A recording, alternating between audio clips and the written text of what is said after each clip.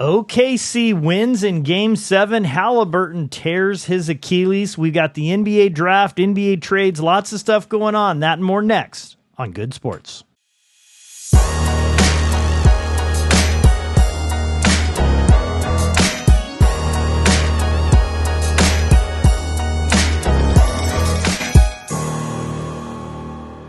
Thanks again for joining us. We appreciate all the support. Again, if you like what you see, please hit that subscribe button. We appreciate all the subscribers. We are trying to get that subscribership up. We'd love to get it up to 500. So if you can hit that thing and also share, we'd greatly appreciate it. We're going to be talking about a lot of different things. We got to start off OKC wins.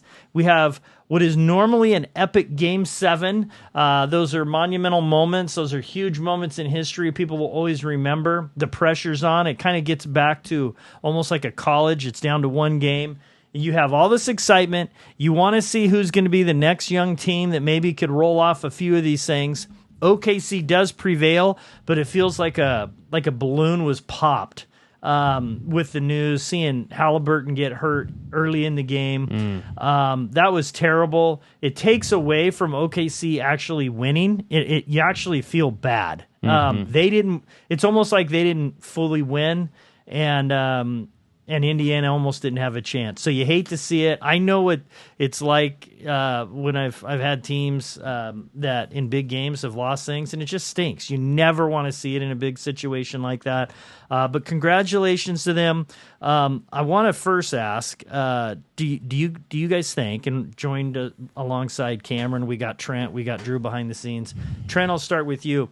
Are people going to remember more that OKC won this, or that Haliburton got hurt when they think of these finals? Well, I don't want to necessarily speak for everyone, but I'm definitely going to be thinking about Haliburton getting hurt. Yeah. I mean, he came out hot. Yep. He came out hot. He had, what was it, 3 threes? Deep threes. Yeah, 3 threes 28 right off away. the bat. Yep. He was looking like the guy that's ended the series for multiple teams now. Yeah. And just to see him get hurt, Yep. I mean, it was frustrating because you're like, the game started out good. Yeah. And you're like, this is going to be a great Game 7. Yeah. And just to see that just go off in the wind was just super unfortunate. Yeah. And you can ride for a little while because you could put your subs in, you make it. They were up at the end of the half. Yeah. But the problem is when your subs are usually people coming in, now they're having to start, and it changes the whole rotation. And so the third quarter, OKC took over, and it was too much. And you're on the road. On the road is really hard to play. Yeah. It's hard to play anyway. And so you feel bad. The one thing that was interesting, and I mean, obviously you're going to see it, but what I saw, I've seen different people get injured, and this Achilles has happened to a lot of people. But when I saw him go down, you could see it wasn't just the pain. He actually, I don't even think was like his frustration was more in the moment that he realized the moment's gone, more than the pain, and he wanted it so bad, and it was instant. Just, I mean, you can relate. You can put yourself in that situation. That's how it'd be. That's how I'd feel, and you felt for him, and you saw SGA go up to him and wish him, said some words to him of encouragement. I think both teams. I think everybody even in the crowd was like, this isn't how you want to win. I think they would have won either way, but you don't know. Well, and that's the thing is you're robbed. That's a pipe dream, let's be honest. But you're robbed by it, and that stinks. You're robbed by not knowing. And if you're OKC, everybody's going to say, yeah, but. And it's like, you don't want that but. You want to play against the best. You want the best to be there the whole time. And it's unfortunate when it didn't happen. Cameron, what are your thoughts? Do you think it'll be remembered more for OKC, a young team who's ascending, who starts, and plays well, or do you think people will remember Haliburton getting hurt? I think people have already forgotten that OKC won. Already? Okay. I was seeing footage of the parade in Oklahoma. Mm-hmm. It was almost barren. No way. Almost no one there. They already did the parade? Yeah. That's crazy. That is crazy. Usually it's... No one is excited about this. No one is happy with this outcome. No one was like genuinely wanting OKC to win because of how the Pacers were playing. Even if you were an OKC fan, you were sort of rooting for the Pacers to win. it's just no one's happy. People care more about Haliburton than they do about the entire OKC franchise. Yeah. I mean, I think the hard thing for me in particular is the fact that now that SGA has won not only an MVP, but also an NBA championship. And an NBA MVP. Yeah. And an NBA MVP. Yeah. I mean, every kid's going to play the way he does. Yeah. And just watching him play the game of basketball is the most frustrating thing I've ever seen. Yeah. I don't understand how he gets away holding other people's hands the whole entire game. He pushes off in many cases. I don't get it. I don't get how they let him get away with it in the first place. And now we're going to have a whole group of kids growing up, and that's going to be their favorite player. And guess what they're going to do? Coaches are going to coach that up. Oh, yeah. Get to the free throw line. Get to the free throw line. It uglies up the game. Smart. I mean, he's talented at what he's doing. He's making the most of the current rules. But yeah, I know. Well, let me ask you this though. For the OKC, at first, I guess we'll start with Indiana. This is terrible for Haliburton. Yeah. It's horrible. Yeah, he won't even play next year. I mean, he was considered what he was voted by the players the most overrated player. A year ago, doesn't hardly play at all with the Olympic team, and all of a sudden he's having an unbelievable run, which was just awesome and epic, of great certain moments in the playoffs. You have a game 7, and you want to see, can he do it again? It's taken from him now. There's a great chance they'll never get back, right? Yeah. And then he's not going to play next year. Yep. I mean, it's just terrible. So you feel for that. On the other side, you got OKC. They win a championship. They're young, and they have 14 picks, first-round picks in the next, 7 years. They're set up great for their future. Yeah. Yeah, I mean, their core roster is all extremely young players. Young with great draft picks in the future. I mean, if they stay good, their pick will be low. Yeah. It won't be a great pick, but they have another pick too. And so they have 2 first-round picks. I mean, they're in a great place, or they could trade those picks for another player. Do you think they are the next most likely team? If there's going to be a team that's going to, in the next 5 years, kind of dominate, do you think it'll be OKC? I mean, wow, that's a hard question. This is what's difficult, is we spent so much time criticizing OKC in the last 2 to 3 years because they refused to go get someone who was older, maybe wiser, who could lead this team, and they just stuck to their guns and said, we're going to have a bunch of young guys, and we're just going to wait for them to develop, and once they develop, we'll have them locked in for multiple years to come, and they're just going to win. And we didn't expect it this soon. Yeah. We expected that this team would develop and be a high-quality, high-caliber team that would win maybe a finals. Yeah. But we did not expect it this soon. So my belief at this point in time, will they win another one? Most likely. Yeah. Now, the route for them winning this year, I think the reason why they were able to do it is because so many injuries of key players that they were supposed to play. Yep.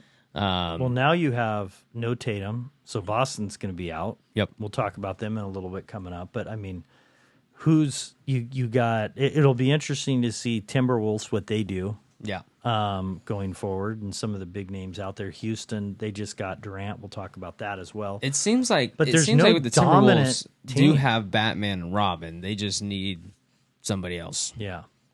Flash. At least you got DC Universe, right? Yeah. That was a shot in the dark. At least you didn't pick a Marvel hero. No, okay. I easily could have. Yeah. Anyway, what do you think, Cameron? Do you think OKC is the most likely candidate for a dynasty, or do you think that it'll be short-lived? I don't think anyone right now is set up for a dynasty. I don't think anyone has the real talent that's going to last a long time. I think we could have asked this question 3 years ago when the Nuggets won, and look where they are now. They can't even make it to the finals. So I don't think there's really any true long-lasting talent in the NBA right now. There's not that. I don't think there's any longevity. Superstar. There's not that superstar, and there's not a young superstar. No, that's the thing I'd say. Where OKC is set up, I think, is they're young and they've got a lot of talent and they got a lot of draft picks. Where I'm not sure that that's actually going to be a dynasty is they don't have the dog. I think a team that's a dynasty has a dog as their leader. And because you win and you play 100 games in a season, you play 82 regular season games, and then you're playing in the playoffs. You got to have something inside you to keep you motivated, to keep your team up. And I don't see very many NBA players that have that, to be honest with you. I just think there's very few. I think there's one in Minnesota. I think there's a few out there, but there is not many. So anyway, so we'll see how that transpires in the future. The big highlight that I think everybody watched on both sides, watching that injury, they show it in slow motion over and over again. It's not just, he got hurt and he went down. You could see the Achilles snap. Yeah. Oh, that was horrible. That was just awful. Oh, it rebounded. It was like Kevin Durant's recoiled. Yeah. It's just so it was rough. And it's like you don't want to watch it and then you watch it again. And they kept showing it. It made me think of something. What are the worst injuries that you have seen on TV that you guys can think of? And you guys anybody want to start out? I'll go if you guys don't have anything. But Cameron, I'm kind of thinking it was March Madness. I think it was Final Four. It was Villanova. And the guy landed on his leg and it went out. And he broke his tibia, and it jammed through his leg and out. It stuck out about 8 inches out of his leg. That one's bad. Gordon Hayward's leg break was really bad. Another gnarly leg break was this isn't NBA. Are we only talking all NBA? Sports. No, all sports. Kamara Usman, sorry, not Kamara Usman. Anderson Silva, he snapped his leg. He went for a leg kick on a guy, and he wrapped his shin around his leg. Oh my gosh! And that's a pretty gnarly one. Oh, it was Kevin Ware of Louisville. Was it? Yeah.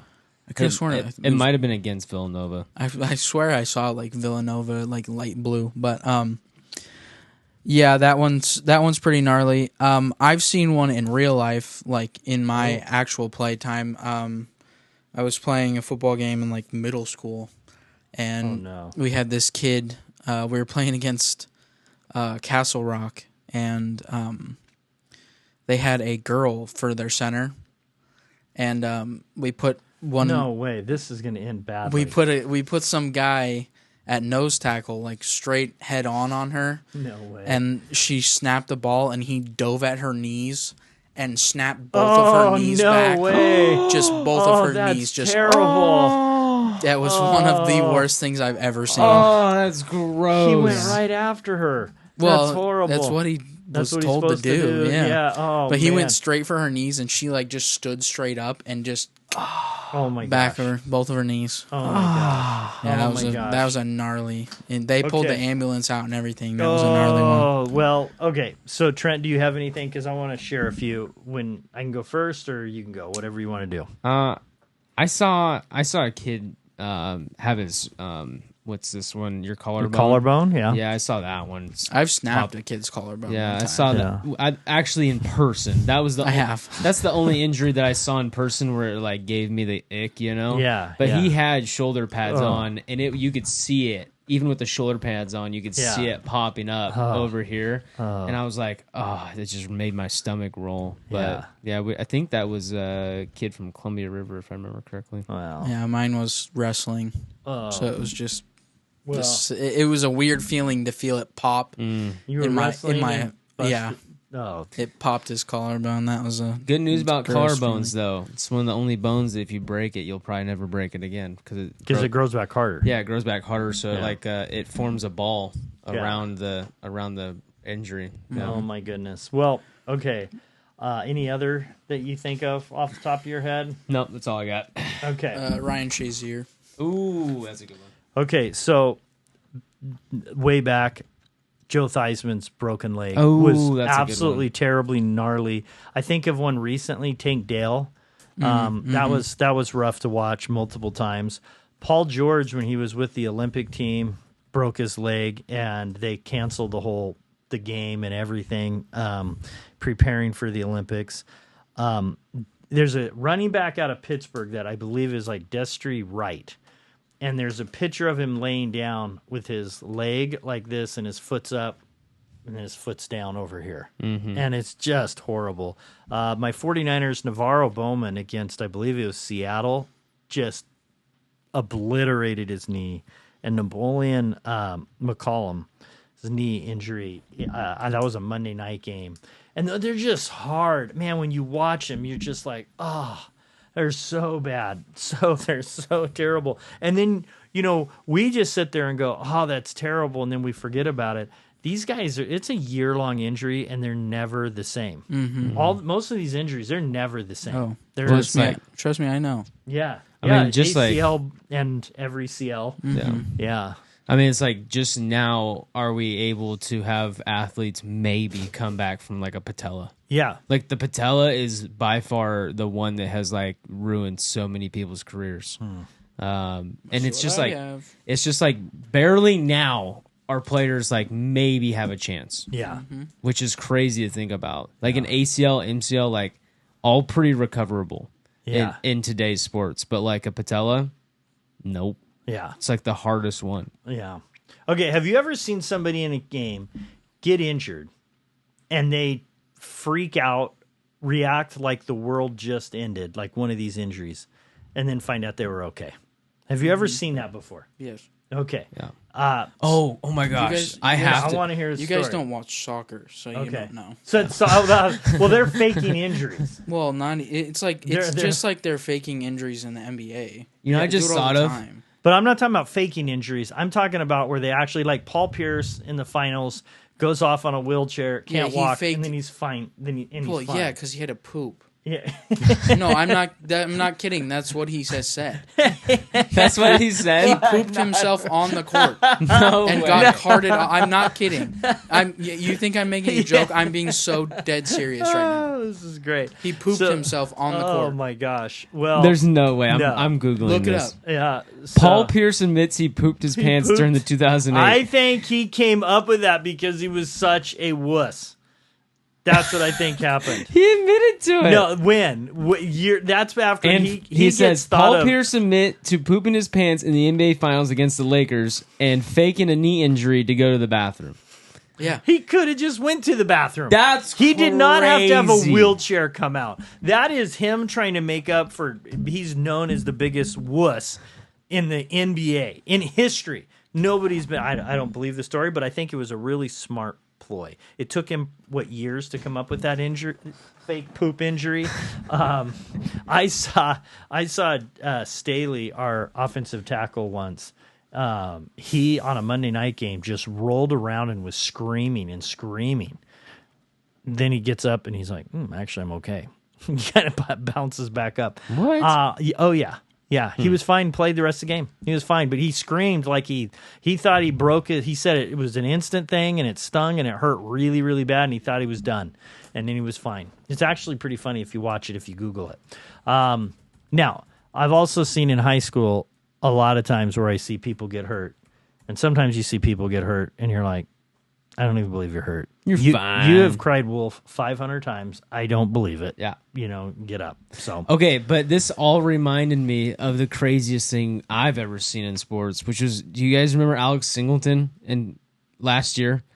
He played through a torn ACL the whole game. Was he a linebacker or Yeah, something? he's a linebacker. For Denver. Yeah, he played through the whole game with a torn ACL. We talked about that. Yeah. He finished that. That is insane. Yeah. How crazy is that? Yeah, that's He a played- stud. I mean, it's not as crazy as it sounds, actually. I mean, people can live their life without ACLs. Yeah, but People will tear their ACL and just never get it repaired. Yeah, but finishing a game though is there's so much adrenaline through your body that you don't even have. He probably didn't even know. Well, half these guys half these guys that have tearing it are getting like carted off. Most of them are getting carted off, and they're walling around in pain, and he's playing like the most violent position of all, linebacker. Yeah. I mean, that was a stud move. Yeah. That Surprised they didn't drug test him. Yeah. Yeah, that is actually crazy. Yeah. He led the team with tackles that game too. It's so crazy. Yeah, we did a short on him, and it was a lot of so people nuts. watched that. That was pretty epic. As someone who's had the opposite injury, I can't imagine. What's the worst injury you've ever had? The MCL? Sport injury. MCL. I mean, you can't count that as a sports injury. I didn't get injured doing Yeah. sport. Yeah. I mean, the worst injury I probably had was like a hyperextend. Well, no, I tore my groin. Oh, That was probably the worst. yeah. For a short moment, I've Yeah. been hit there a few times. in Yeah, well, sports. it's different when you tear it versus getting hit there. Yeah.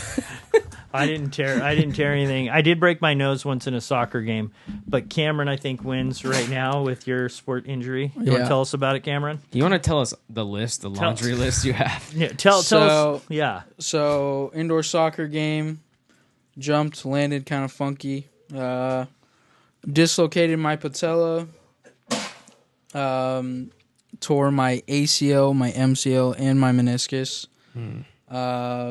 Pretty much obliterated my ACL. It was non-existent in the MRI. You had to get surgery for the patella, right? Yeah. Yeah. Okay. And then I had to get total ACL reconstruction. So they took some of my hamstring and made a new ACL. And recovery was a year and a half. Okay, so you're now 2 years. 2 from it. years. What would you say you are versus where you were the day before? Like, what do you mean? Like, are you 80% of what you were? 100%? 50%? I would say like 80, 80%. 75, somewhere in 75, there. 80% 2 years later. Yeah. It's not like you're coming from a person that's my age. you know? Yeah. Like, how old are you? 22. Yeah, 22 years old. So 20 years old. Yeah. And, I mean, that's insane. Yep. Yeah, that's terrible. And it happens in an instant. It happens when you're not even expecting it. You're not. And what it were was you non-contact. doing? So were you like I was going right and it No, just went left? I literally. It is the dumbest thing ever. I don't know how it happened. I was I ran to get a ball, hit the ball, and I kind of like jumped to turn, and literally like turned like 5 degrees and jumped maybe like a couple inches off the ground. It was more of like a kind of jumping and moving both my feet at the same time to push off, and my knee just buckled underneath me. Oh my I don't gosh. know why. I don't know. I didn't like trip. I didn't roll my ankle. It just didn't get stuck. it didn't into get turf stuck in or the anything? ground. I just like landed and it just gave. Yeah, that's terrible. Oh my gosh. Question for you: Yes. Will you ever play soccer again? I will play soccer on a regular field. I don't know if I'll ever play indoor soccer again. Is it the turf that you have It a is problem the with? turf. Yeah. I greatly despise turf. I did a Turf thing- is I think one of the worst things. Yeah. I mean, that's why NFL players have so many injuries. That's is because why of the turf. I did in college. I did a speech about AstroTurf versus grass, and how we're paying our athletes millions and it's $1 billion industry, and we're destroying their knees. Yeah. Certain places like the New York Giants, I think it's there, or the Jets or something. There's some terrible. Philadelphia was bad there for a long time. yeah, MetLife is pretty bad. You know, it's just New York. yeah, it's just terrible. Okay, so in the comments, if you're watching this, put in the comments your worst injury you've ever had. We'd love to see it. If you're watching this far, We'll be there. You are there. You are watching, and let us know. So, all right. So let's talk next. I think it's bizarre to me that there's trades happening during the NBA Finals. That seems absolutely bogus. I don't think they should be able to do that at all. It makes no sense to me. Well, how can you trade somebody from OKC while they're in the finals to help improve your team? So those two teams are out of it. Now, they could technically sneak it and say, hey, don't tell anybody, but we're going to trade this. But the disloyalty, if you're a player and you're being traded while you're helping your team try to win the finals, that's a sidebar issue. I think it's bananas. But we go right into the NBA draft, which is tomorrow, I believe, right? Yep. Who is likely to benefit off the draft the most this year that maybe can make the biggest leap? A couple things. So you have Dallas. I think they have the number 1 pick. San Antonio has the 2nd and the 14th pick. You've got you got different teams. I think Brooklyn has 4 first-round picks. Imagine if San Antonio made a deal with Dallas to just get that first pick. Oh, Wemby and Cooper. yeah. Oh, dude. Yes. That would be crazy. What stinks is when you have such a difference between you're so close, and you're like the first pick and the second. Not that the second pick's bad, but the first pick is. The second pick definitely isn't going to be Cooper Flag. No, it's subjective. Yeah. So which team do you think can benefit the most? Brooklyn has 4 first-round picks. If you can't find at least 1 star out of 4 first-rounders, you're just not doing a good job. Well, I'm wondering, would you be packaging those up to try to get a bigger name player? I mean, I would think so. I think if you're Brooklyn, try to make a move for someone who would be a difference maker for you. Yeah. It's out there right now. Yep. The problem is no one's going to want to go to Brooklyn. Why would you want to go to Brooklyn? No. There's not a lot of purpose there right now. No, but man, I just you have 4 picks, and some people still value those. They're not as valuable as they used to be. Yeah, that's why they're traded away so much. But Brooklyn has the best chance. OKC built themselves to the draft. They did, and maybe Brooklyn's sitting here saying, "Now it's our turn." Yeah, we'll wait 3 to 4 years and see how it develops. 4 picks in this draft. Do you have a team that you think Cameron would benefit the most this year off of draft picks? You've got the problem is, so you guys didn't see this yet. Dallas and Kyrie just denied his extension, and he's going to re-sign for 3 years, $119 million. So Kyrie's going to stay in Dallas. Yep. Which means that the last thing that Dallas wants to do is get rid of Cooper Flag. Mm-hmm. Oh yeah, there's no way they're getting rid of him. I don't think there's a single thing that they would be willing to trade. No. For Cooper Flag right now. Yeah. Except Wembanyama. Which that's not going to happen. It might. No. Why do you say no?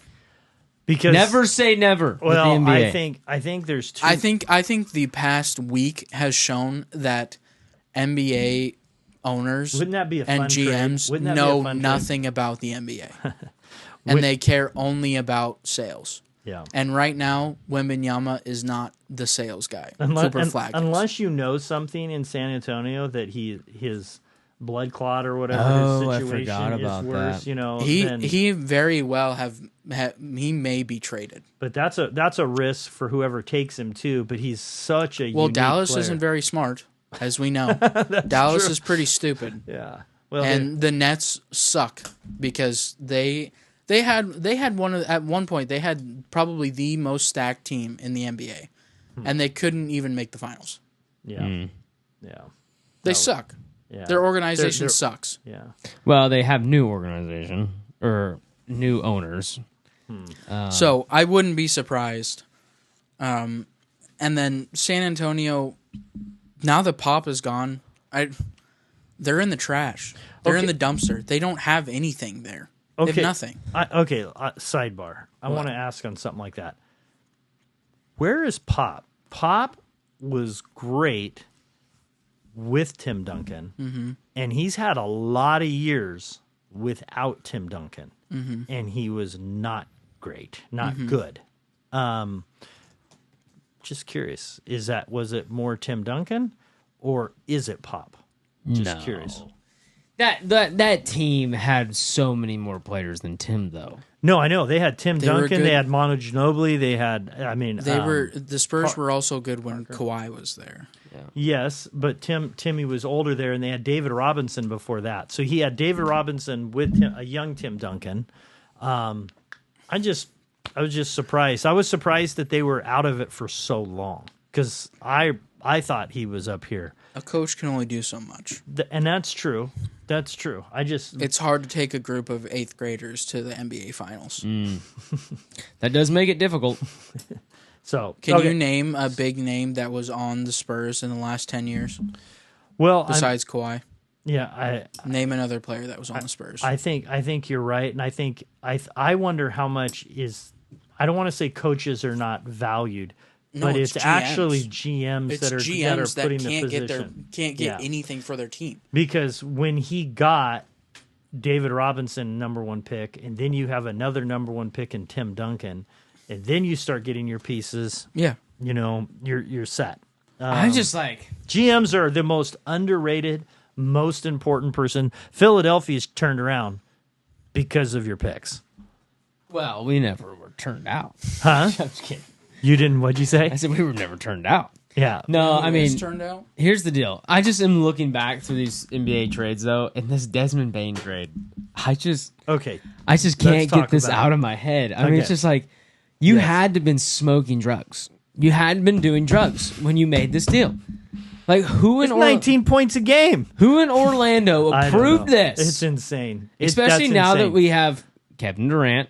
His deal's gone through. Yeah, but he got 5 second-round picks. There's seconds. 10th pick. We throw seconds away in the NBA. Oh, yeah. Second-round picks are nothing. Second round picks are basically guaranteed G Out of Leaguers for the those next 5 years. Out of those 5 picks, 1 will maybe be a 9th player on a team.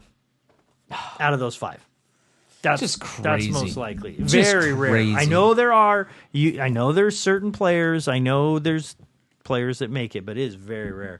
Also, what do you think of the Portland Trailblazers trade? That to me actually looks like a salary dump for both teams. I think Portland didn't want to sign him next year, and they thought, hey, we're going to try to. We don't want to overpay for him, so we'll take on Drew, who could be a leader. I think it was a terrible trade for Portland, but I think this is what they were thinking. We'll get somebody in here, a veteran who can help lead and mentor some of the players, and we're going to overpay for him, but we don't have to way overpay for Simons. That's what I think they were thinking. The Celtics have to get rid of salaries. I think they made a much smarter play. You have an aging player, and he's a great defensive player. And when you get older, defense goes first. This is And it already is exactly going. why Portland is not succeeding Ever. I mean, you had Anthony Simons, who is Yeah. a young star. Yeah. He is a rising star. Yeah, he is. He's someone who has barely been in the league. Yep. Okay. He's just working his way into being a full-time player. And they He's gave young. up on him.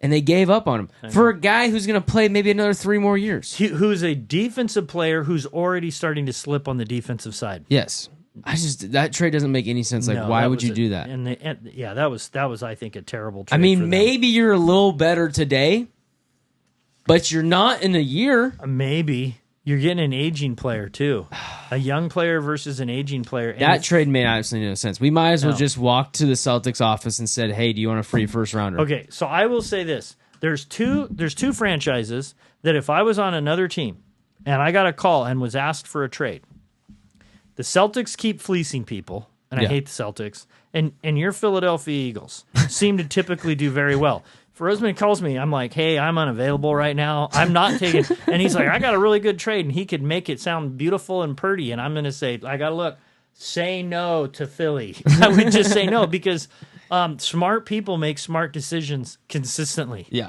And so you gotta be the person making the calls with Yeah. those franchises. I mean, that's what the NFL did this year during the draft. Yeah. He tried to trade up like 10 times. Yeah. And no one's one's call like, him. no. Everyone's like, screw you. No, it's almost like the draft party where the draft movie, the NFL draft Yeah. movie, where they're like, tell me what's going on. What do you know about this guy? I don't know, man. I think he's going to be good. You should take him. We didn't take him, but you should take him. Tell me, and then they don't pick him. Yeah. So anyway, what about the Houston trade? Now you have Durant on his 63rd team. I don't know. Durant, his legacy was like this, and it's just like, Just think. it dropped right in the toilet for me. To me, I can see why Draymond Green would rub you the wrong way. However, exactly. However, just imagine where Durant would be right now In his career. if he stayed. Yes. He'd have 5 rings, Yeah. maybe more, and he would be all these top 10 lists. Yeah. Usually in the top 10 list, you probably have 8 or 9 of them are all the same people. Yeah. For most lists, he'd be in them. Yeah. You give him 5 picks and his scoring, and he's not done yet, he would be in. Maybe he'd be 10. 9, but he's not mentioned. I don't even see him in any list. Yeah. That's just stupid. Yeah. Pride. And he doesn't have the same thing that some of these other players have. I think that was so stupid. And then you know who else would be in that more? And this guy does creep into these picks a little bit, but Steph Curry. He hurt Steph Curry too. Steph Curry has 4. But if Steph Curry, he could have 6. Yeah. 7 rings, which is just a shame. Is Steph Curry not in your top 10? No, and he's not in probably 98% of top 10s. That's crazy. You are so old. It's insane. If You're you too old for Google me. top 10 You're too and old for me. you go look at 50 Who's lists. in your top 10? Okay, well you'd have LeBron, obviously. Yes. You have Kareem Abdul-Jabbar, Okay. definitely. You have Magic Johnson, you have Larry Bird, you have Kobe Bryant. You would have You're telling me I'm not if saying you're in starting these an order. NBA franchise, You're telling me that You're Magic taking Johnson Magic is better over than Steph? Steph Curry? yeah, anybody that actually says that absolutely needs multiple drug tests. no, stop multiple it. drug tests. You're telling me if you're starting a franchise right now and you got to pick between Steph Curry at your point guard or Yeah. Magic Johnson, you're taking Magic. I think 90% of people no, would say Magic that's Johnson. crazy. Okay, 6'9", That's short. crazy. Who did Magic play with again? What was his name? Kareem Abdul-Jabbar. Oh, that's weird. It's almost like one of the best NBA players of all time and as- got to play with Magic Johnson. That's weird. Yep, and as a rookie, Oh Kareem my Abdul-Jabbar gosh. doesn't play, You're and high. he steps in. He plays in all 5 positions as a rookie, scores 42 points, 15 rebounds, MVP of the finals as a rookie.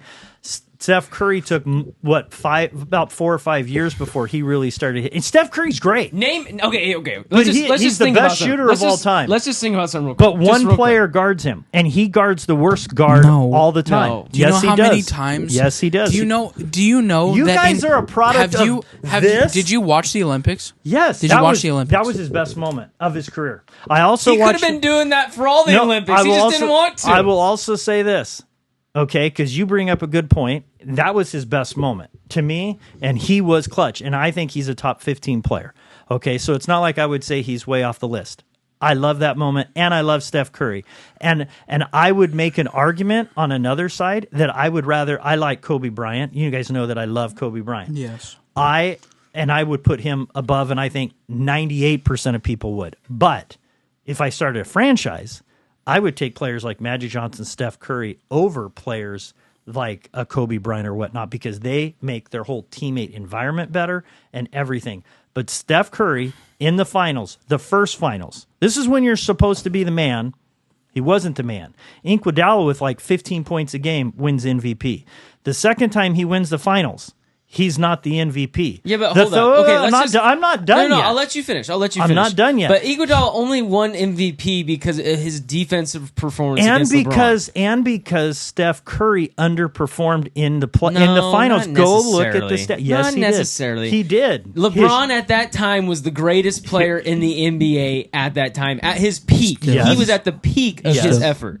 What's that have to do with their team won? Well, because then they had a player on their team shut him down completely, that's why he won MVP. The problem is when you are the best. In the best moments, you need to be the best. And he is a fantastic player. Magic Johnson was a 3-time MVP basketball player. I'm telling your daughter you said the this. first 9 seasons in his first 11, and when he retired, he was 11 seasons, I should say. 9 times he was in the finals. Okay, 9 out of 11.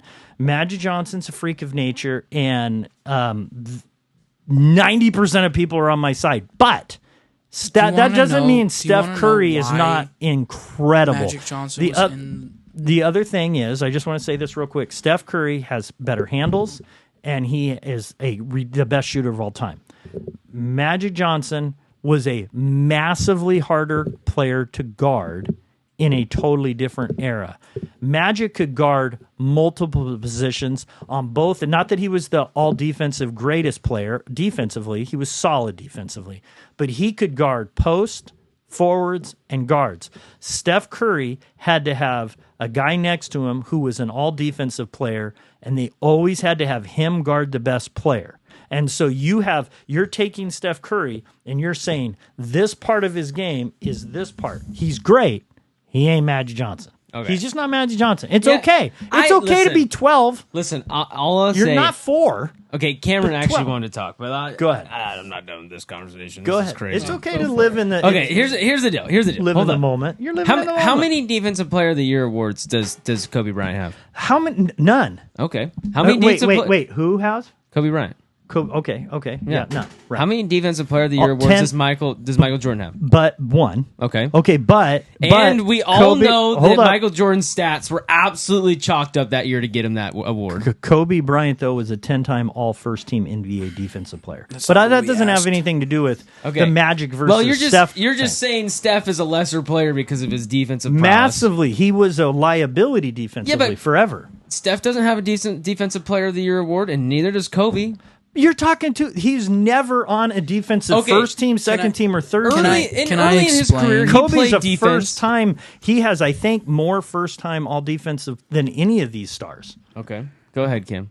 Can I explain why Steph Curry doesn't have as many defensive prowesses that Magic Johnson does? Well, Magic wasn't a stellar defensive player either. No, but go he's more of a defensive player than Steph was. Yeah. It's because His the height. point guard position is no longer needed to be two-way in this game.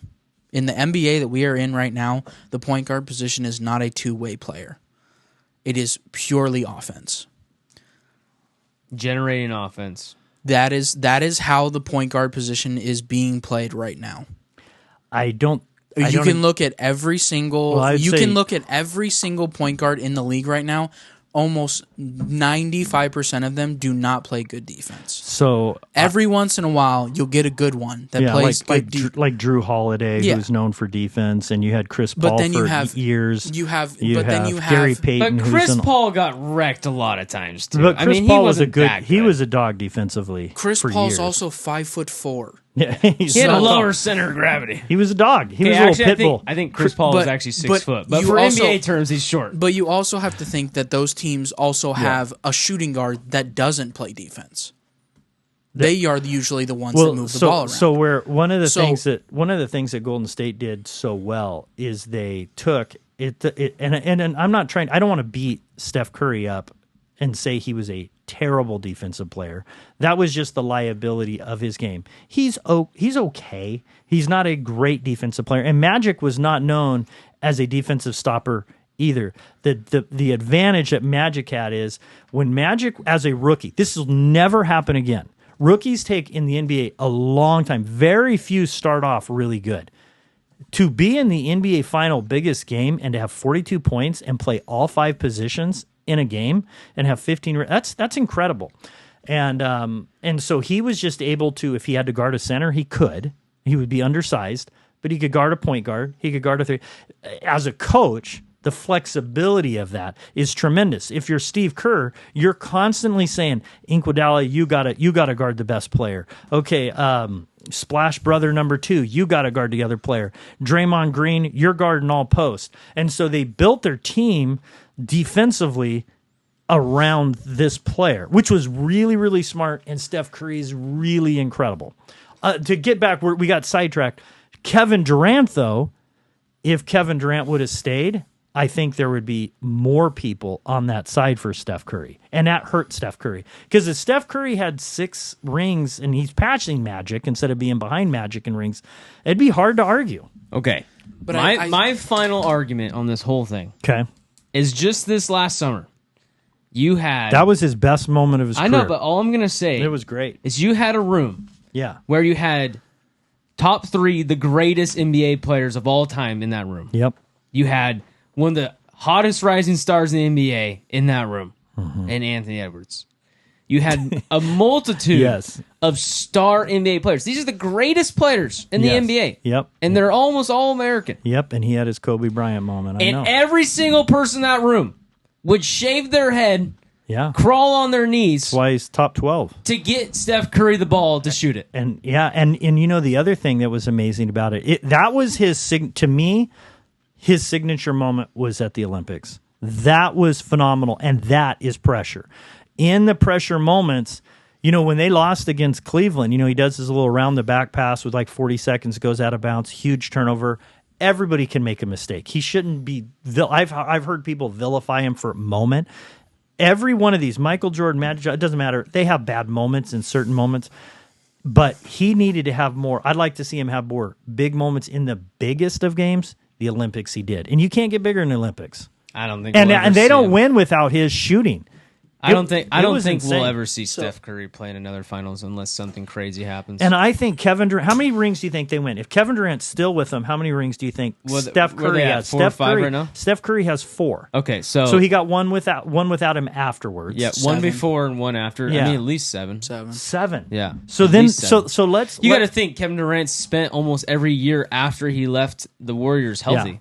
Yeah. He was unhealthy for almost 2 years. Yeah, that's true. When he was with Golden He State. tore his Achilles and left. Well, he was dealing with an Achilles strain for almost half of the whole year. Yeah. And then he came back in the finals. I think you're right. And he tore it then, so then he was out a bunch for the next year. Yeah. So there was a large portion of his time in Golden State where he was injured. He would have 6. But he hasn't been injured since, really. So Steph Curry would have 6 to 8 rings. Yes. Would you agree with that? I would say 6 is the basement, though. Yeah. Because go back. I agree with you. Go back and look at some of those finals. There's not been They almost unbelievable won teams. last year. Yeah. Yeah. I mean- They could have in this playoff series, they could have won. They could have actually made it this year. Yeah. You had big teams not doing well. You have with the coaching mess you had in Denver.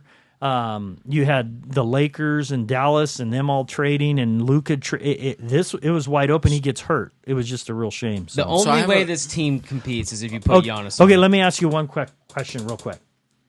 Because Michael Jordan's the better player.